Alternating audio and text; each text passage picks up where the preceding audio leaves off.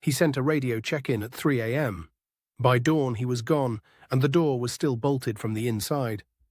Hartmoor weather station sits alone on the high moor. No road reaches it. The nearest village is 6 miles away. In the winter of 1988, one man worked it. His name was Thomas Calder. He was 53. His routine was fixed. Read the instruments at midnight, 6, noon, and 6 again. Radio in each reading, and every night at 3 a.m., a brief informal signal, just a few words, to tell the night office the line was clear. On the 11th of February, at exactly 3:02 in the morning, Calder radioed in. Wind at 60. Visibility poor. All in order. The night clerk logged it. Calm voice. Nothing wrong. There was one extra check. An informal 3 a.m. signal, just a few words, so the night office knew the line was clear. On the 11th of February, at 3:02, the night clerk logged it. Wind 60, visibility poor, all in order. A relief team reached Hartmoor on snowshoes near dark. They expected a man with a broken transmitter, perhaps a sprained ankle. They found a station sealed from within. The noon check-in never came. The office called the station for 2 hours. Nothing answered but the open channel. A relief team reached Hartmoor on snowshoes near dark. They expected to find a man with a broken radio. They found a station sealed from within, front door bolted, windows latched, and Thomas Calder nowhere inside. Thomas Calder's door was bolted from the inside, and no voice answered the relief team's calls. That much was already impossible. Then they looked at the ground. As the relief team approached Hartmoor, they saw a single line of footprints, one set, crossing the moor toward the station. As the team approached the station, they saw a single line of footprints, one set crossing the white expanse from the front door toward the instrument field and back again. The prints went from the door out to the instrument shelter and back. A loop, routine work in the dark. The prints ended at his own front door, perfectly, like a sentence cut off mid-word. There was nothing beyond the threshold, not a smear, not a scuff. The snow was clean.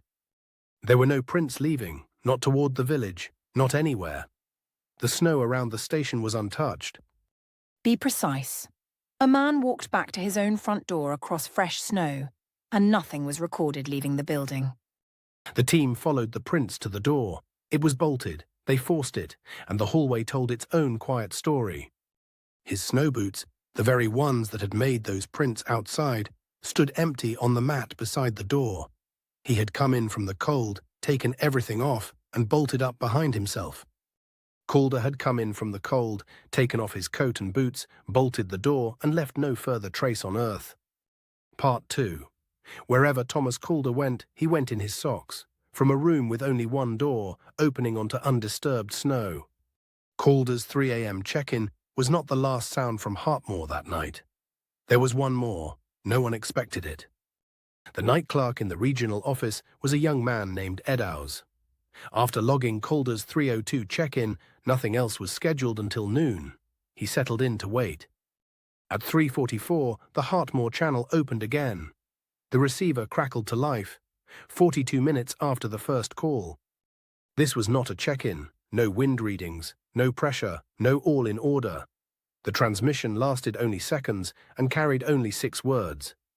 Eddowes wrote those words directly into the log. I have read his handwriting 100 times. He was 19 years old, working alone, and he wrote exactly what he heard, without editing it.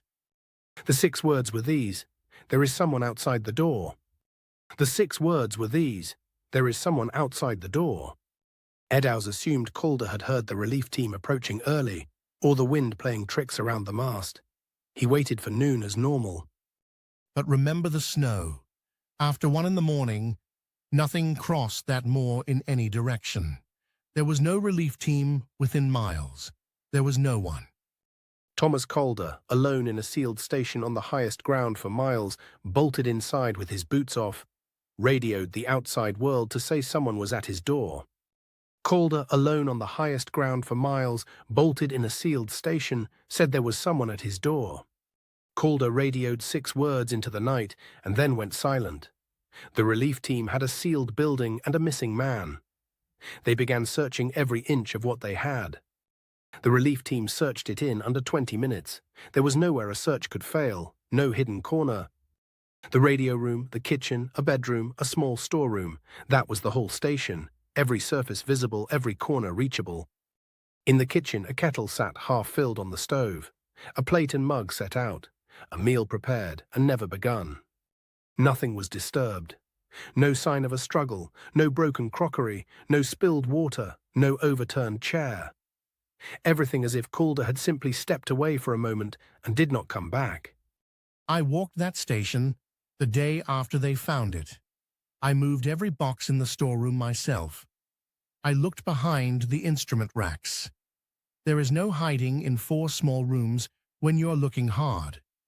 The bedroom bed was made, blankets smooth and flat. A paperback novel lay face down on the bedside table, holding his place. Calder had not gone back to sleep. One place was left, under the storeroom floor, a small cellar, a cold pit for supplies, the only space below ground. A heavy storage chest stood on top of the cellar trapdoor. It had not been moved.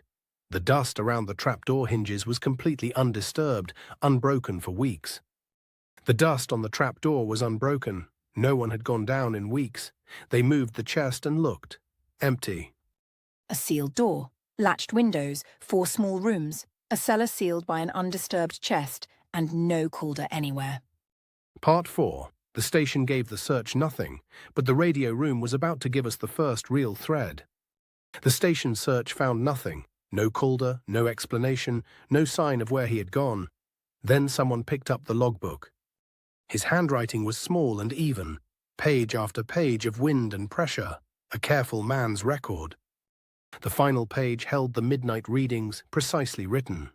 Below them, his 3:02 check-in notation, and below that, one more entry, not weather data.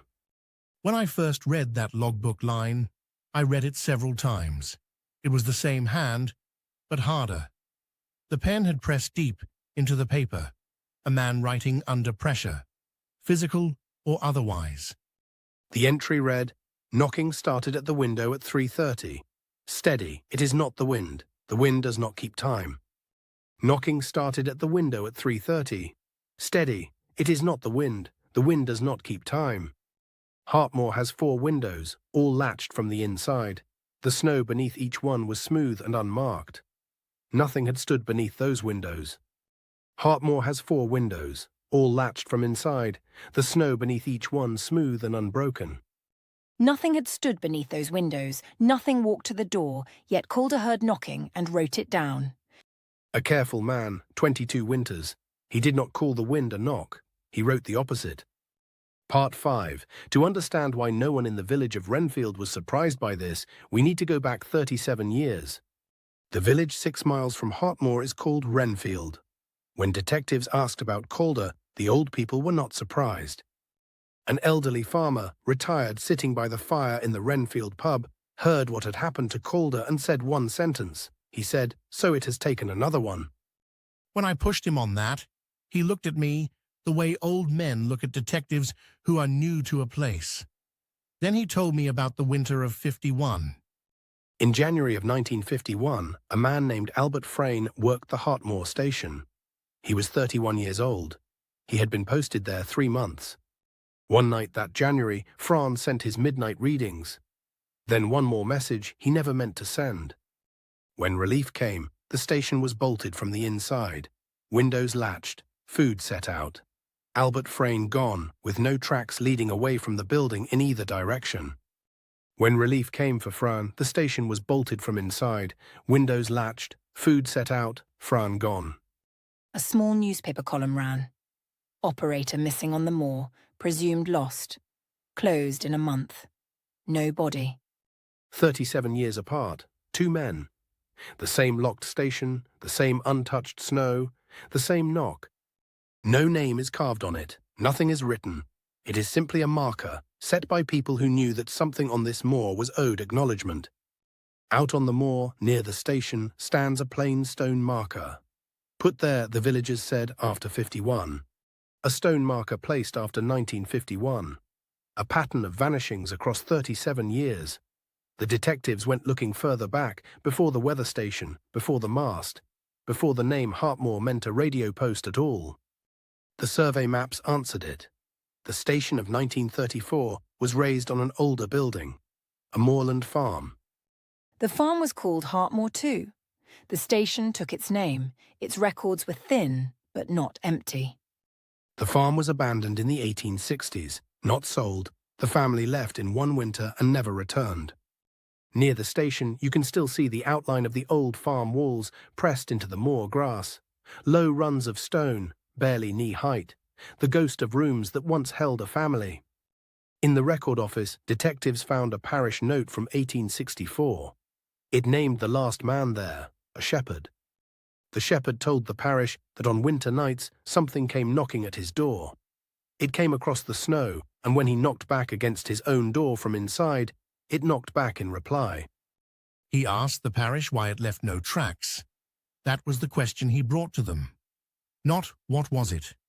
Why did it leave no mark in the snow?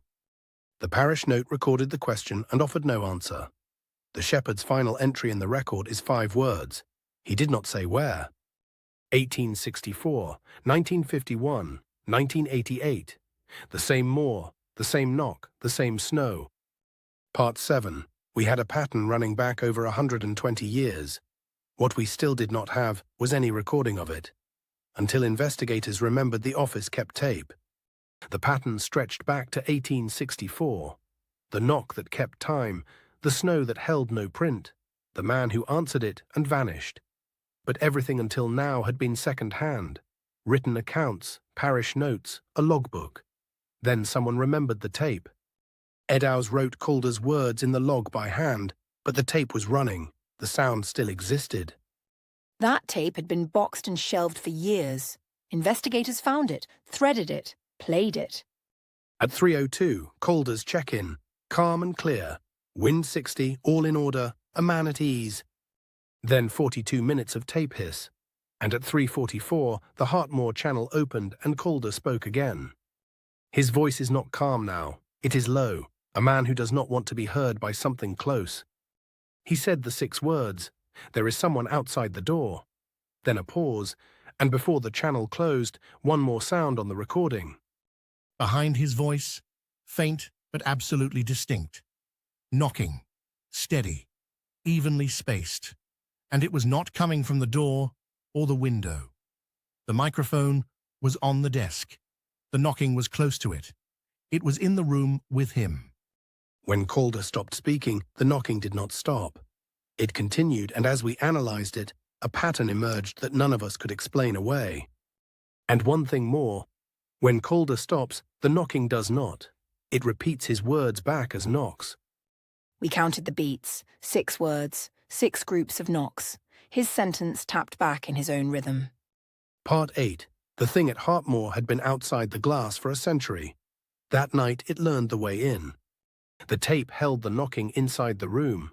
A thing that had worked from outside the glass for over a century had, that night, been recorded on the desk microphone. The bolt on the door suddenly needed rethinking. A bolt is drawn for a reason. The men at Hartmoor did not draw theirs in panic. They drew them as routine. Calder bolted his door after coming in from the snow. The log shows knocking began at 3:30. He bolted it first. He did not bolt against the knocking. The knocking had not started. He bolted as he always did. Then it began. The bolt was never the defense we imagined. Whatever came to Hartmoor on winter nights never tried the door. It knocked at windows, at the door, and finally from inside the room itself. The knocking was not a way in. It was an invitation. It knocked at the window, at the door, from inside the room. The knocking was never a way in. It was an invitation. 3 men, a shepherd in 1864, Albert Frayne in 51, Thomas Calder in 88, each alone in winter, each in the same place, each recording the same knock that kept perfect time. What I concluded, and I put this in writing, is that the pattern requires specific conditions. A man alone, deep winter, quiet, and critically, a man who answers the knock. The shepherd knocked back. Frayne described it copying him.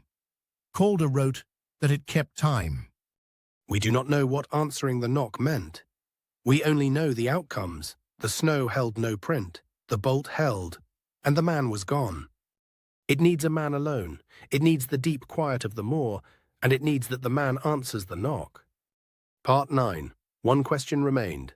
After Calder with 2 documented vanishings on record, what did the authorities decide to do with Hartmoor? 3 months after Calder vanished, the Weather Service made a rare decision. It closed Hartmoor for good. Officially, improvements to valley floor instrumentation had made the manned Highland post redundant. That was true. No one in the service disputed it as the public reason. It was simply not the whole reason. The windows were boarded, the door sealed, the mast carried off. Hartmoor was left to the snow and wind. Calder's file stayed open, then quietly closed. Cause unknown. Body never recovered. The same words as Frayne. Today the station still stands, shuttered and dark. No one stays the night. The village leaves it alone. Thomas Calder's personal effects were returned to his family in the summer of '88. His logbook was retained as evidence. It sits in a box in a regional archive, filed under persons missing in unexplained circumstances. I am going to be honest, because this is the end of the file.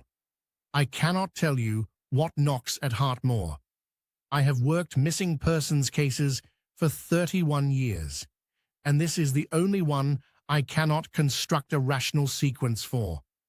What we can prove. A man was alone in a sealed room. The snow outside held no tracks in or out. A recording captured a rhythmic knock echoing his own words back to him from inside the room. And then he was gone. Every few winters, someone catches something on the Hartmoor frequency, not voices, a knocking, keeping time. Every few winters, someone catches something on the old Hartmoor channel, not voices, a knocking, steady, evenly spaced, keeping time. It is almost certainly interference, old derelict hardware responding to atmospheric conditions. Wind in the stones of an empty building. That is almost certainly all it is. Almost. Thomas Calder, Albert Frayne, a shepherd with no name on a plain stone marker. 3 men, 1 moor, 1 knock that leaves no print. This was File 3. The Hartmoor Signal. Ishar fictional true crime.